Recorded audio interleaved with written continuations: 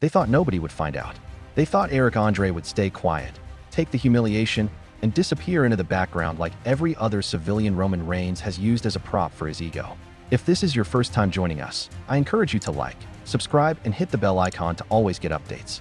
But Eric Andre is not just any civilian. And what he said backstage after Monday Night Raw has the entire WWE locker room on edge, management scrambling behind closed doors, and Roman Reigns allegedly furious in a way we haven't seen since the tribal chief was at the absolute peak of his dominance. This is not a storyline anymore. This just got deeply, dangerously personal. Let's take you back to the moment that broke the internet.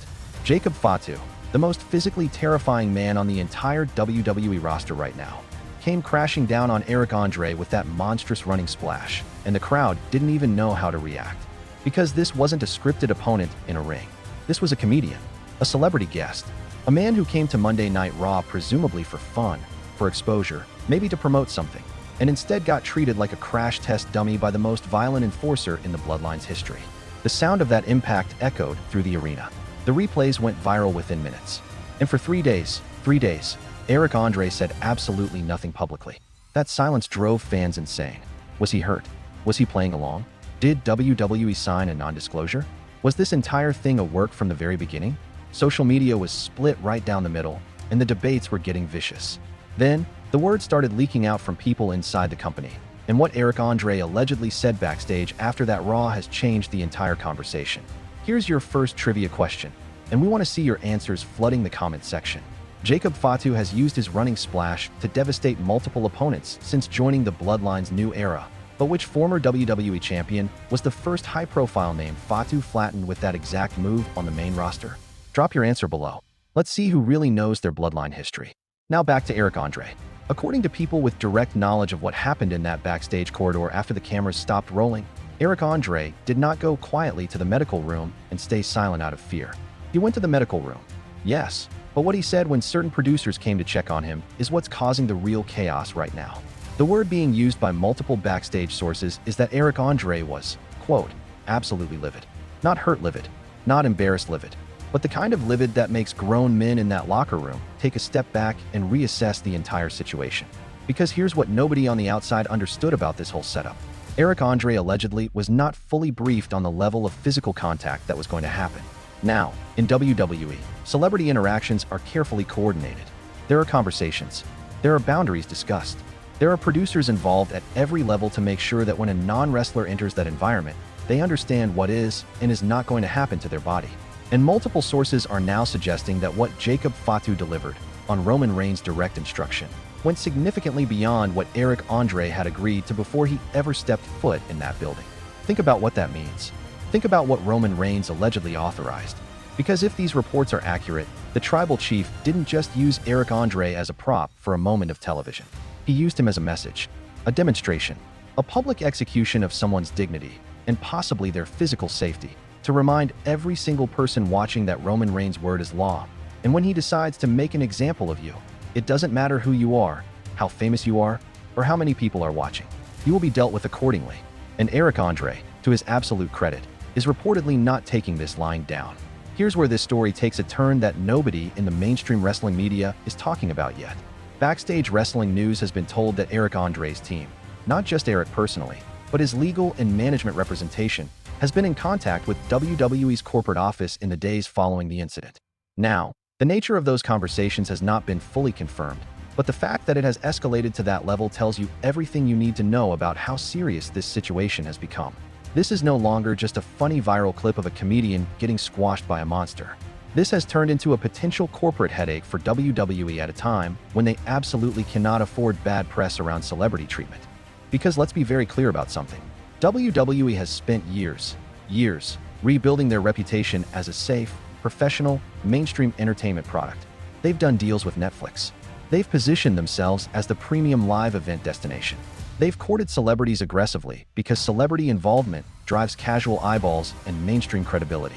If word gets out, and it is getting out, that a celebrity guest was physically handled beyond what they consented to based on the personal whims of a top star, that is a story that goes well beyond the wrestling bubble.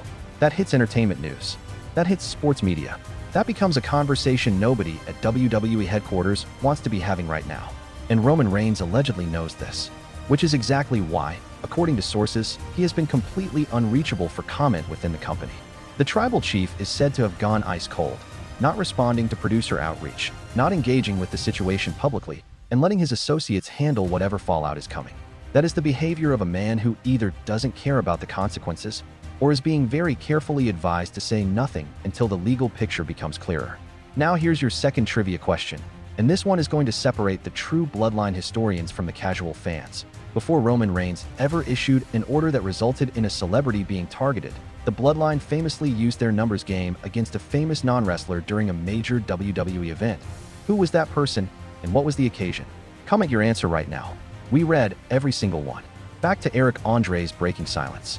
The moment that is circulating through insider channels right now, the moment that is reportedly sending shockwaves, is a specific statement Eric Andre allegedly made when asked if he was okay with what happened on Raw.